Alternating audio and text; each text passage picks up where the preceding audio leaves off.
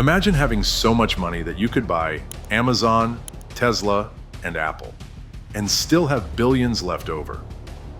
Now imagine losing it all in just 4 generations. This isn't a fairy tale. This is the story of the Vanderbilts, America's first super billionaires. In 1877, Cornelius Vanderbilt died with a fortune worth $215 billion in today's economy.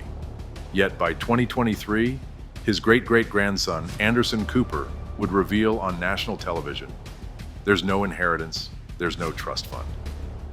I don't believe in passing on, huge amounts of money, but I don't intend to have some sort of pot of gold for my son. How does a family burn through the equivalent of a small nation's GDP? The answer involves scandal, excess, betrayal, and one of the most spectacular falls from grace in American history.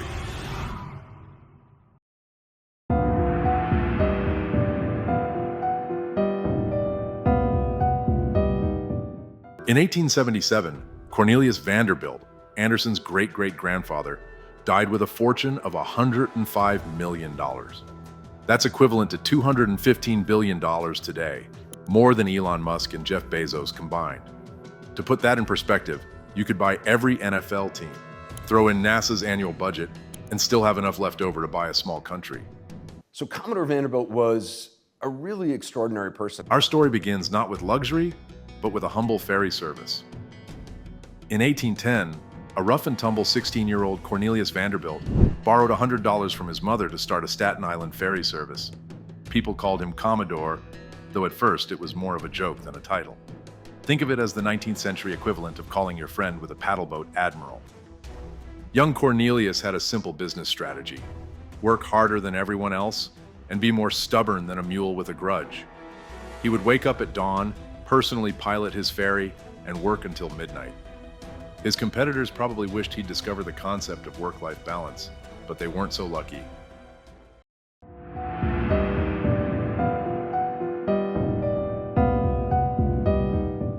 By age 23, Vanderbilt had earned enough to expand into the steamboat business. During the War of 1812, he won a government contract to supply New York's harbor defenses, proving that military contracts were just as lucrative then as they are now. Though unlike modern defense contractors, he actually delivered what he promised, on time and under budget. Something you don't hear happening very often in this modern era. The Commodore's business tactics were legendary. When competitors tried to push him out of a lucrative route, he'd slash his prices so low they couldn't compete. He once famously offered free passage and free bread and cheese to passengers, just to drive a rival company into bankruptcy. It was like a 19th century price war, but with more top hats and handlebar mustaches. But Vanderbilt's real genius showed when he saw the future of transportation wasn't on water, it was on rails. He built from one small little boat of moving supplies, he built an empire of steamships. And steamships were basically just the first chapter of his career. In what might be history's most successful career change, he sold most of his steamboats and went all in on railroads. It would be like a modern tech mogul selling all their social media stocks to invest in teleportation devices. Except Vanderbilt's bet actually paid off. The Commodore approached railroads like a chess grandmaster playing against kindergartners. He started by buying small, struggling railroad lines at bargain prices. Then, in a move that would make modern-day corporate raiders blush, he began acquiring competing lines and consolidating them into what would become the New York Central Railroad. It was late in life when he decided steamships were the past and railroads were the future, and he started buying up small railroads around the Northeast. And eventually he formed a railroad company that basically was the all-rail service on the eastern seaboard to Chicago. His most famous battle was over the Hudson River Railroad. When the company's stock price was artificially inflated, Vanderbilt quietly sold all his shares, then announced his plans to build a competing line. The stock crashed faster than a lead balloon, allowing him to buy it back at pennies on the dollar. It was the 19th century equivalent of a hostile takeover. But what is amazing is the fact that he pulled all of this off at all.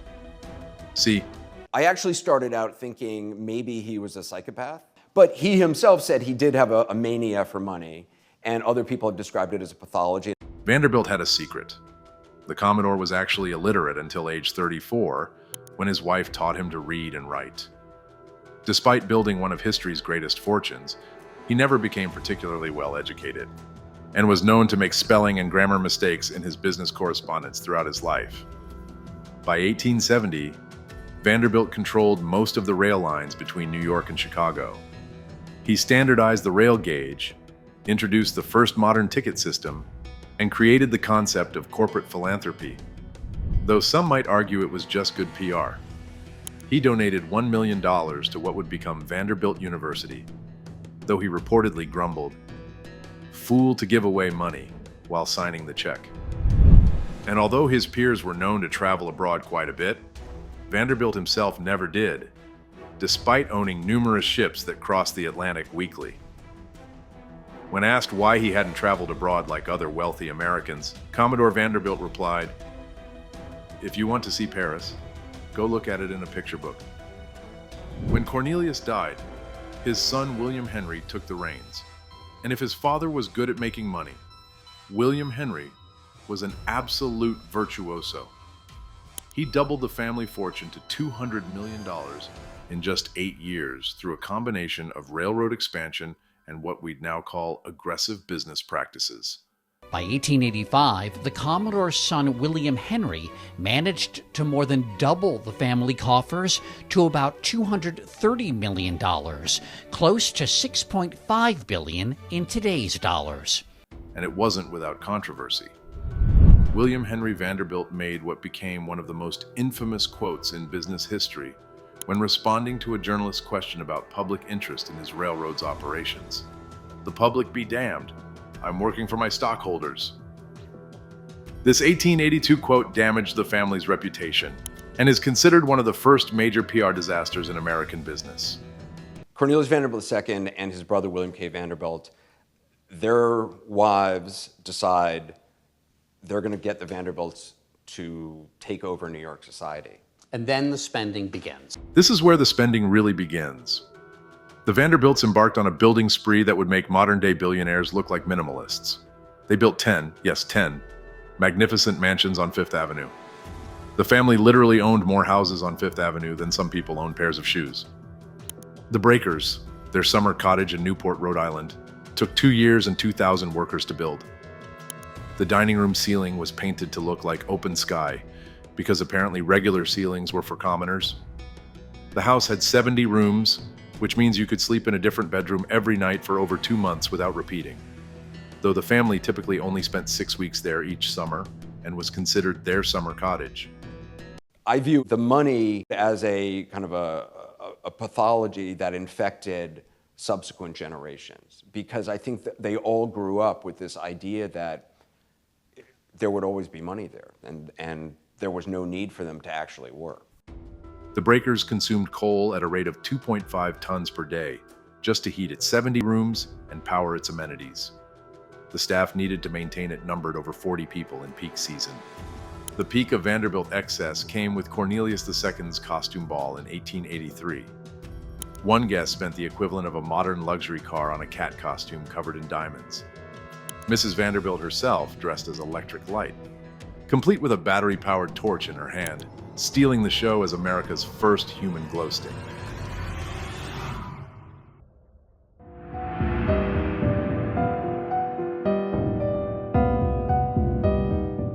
But great fortunes, like empires, often contain the seeds of their own destruction.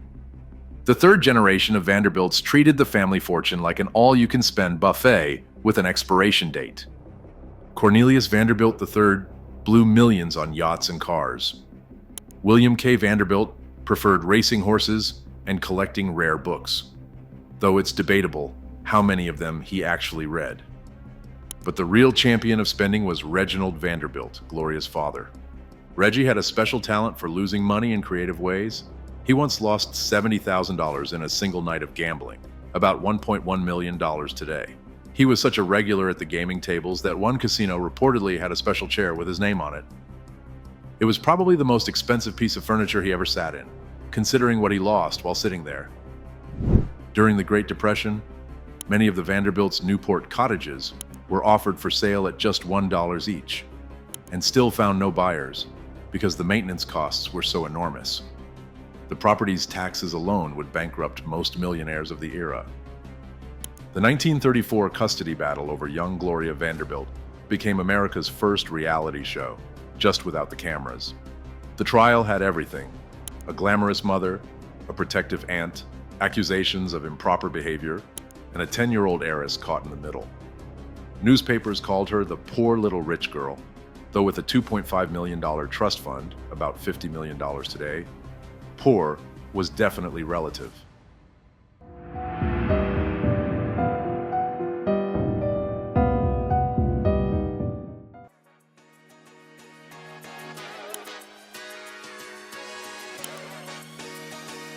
What is beautiful to me may not be beautiful to someone else, or what someone else does may not be what I like. And here's the first movie of little Gloria herself. Frightened by the curious crowd, she flees into her aunt's car. I felt like no good could come of me paying attention to them.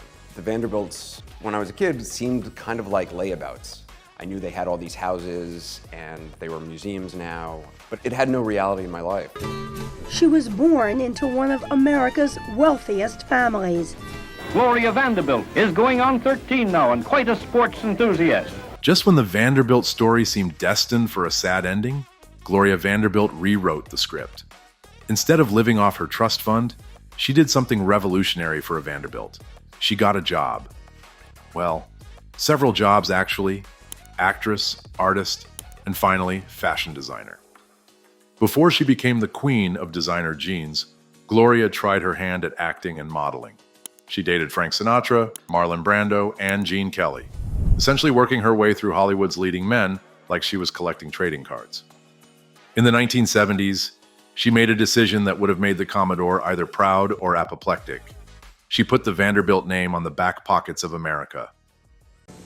Comfortable designer jeans. Gloria, you're terrific. Yeah, and they don't cut or pinch anywhere. What makes them this comfortable? I used a special Merjani fabric with just enough give, so they feel simply wonderful on, and they fit like Like the skin on a grape.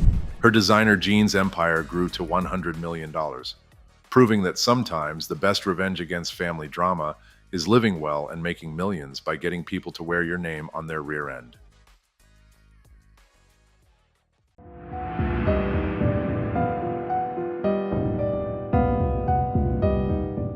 Vanderbilt name was better suited for opening doors than bank accounts.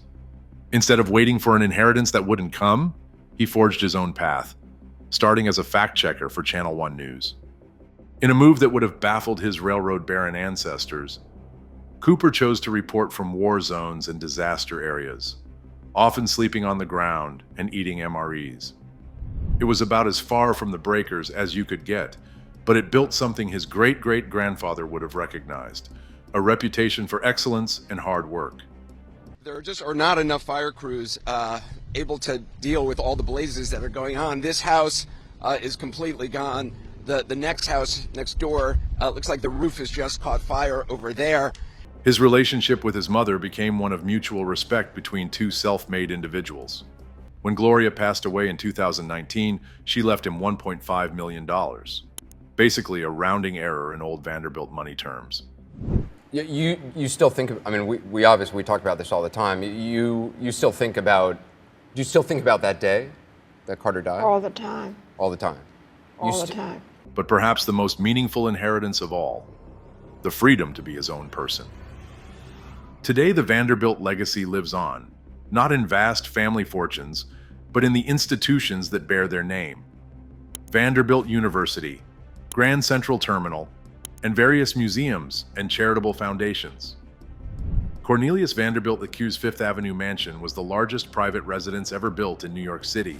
It had 130 rooms and took up an entire city block. When it was demolished in 1926, the New York Times called it the passing of the age of magnificence. The Vanderbilt saga teaches us something profound about wealth, legacy, and the American dream. In just 4 generations, one of the greatest fortunes in human history virtually disappeared. But perhaps the real wealth of the Vanderbilts isn't measured in dollars at all, but in the fascinating story they left behind. A tale of ambition, excess, reinvention, and ultimately, redemption. And the next time you walk through Grand Central Terminal, look up at that celestial ceiling. Those gold stars might just be winking at us, reminding us that some treasures can't be measured in dollars and cents, though the Commodore would probably disagree. Let us know what you think in the comments about the rise and fall of the Vanderbilt Empire.